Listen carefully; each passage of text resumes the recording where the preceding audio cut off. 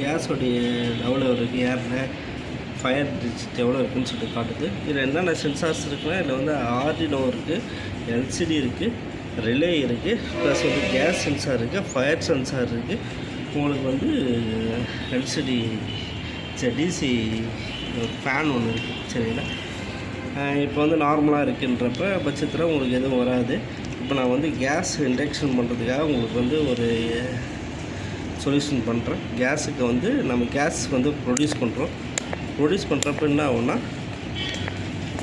ஒரு லிமிட்டுக்கு மேலே போனதுக்கப்புறம் கேஸ் லாட் சொல்லிட்டு மெசேஜ் வரும், டிஸ்பிளேலே வரும். உங்களுக்கு கேஸ் லாட் சொல்லிட்டு வந்துடும்.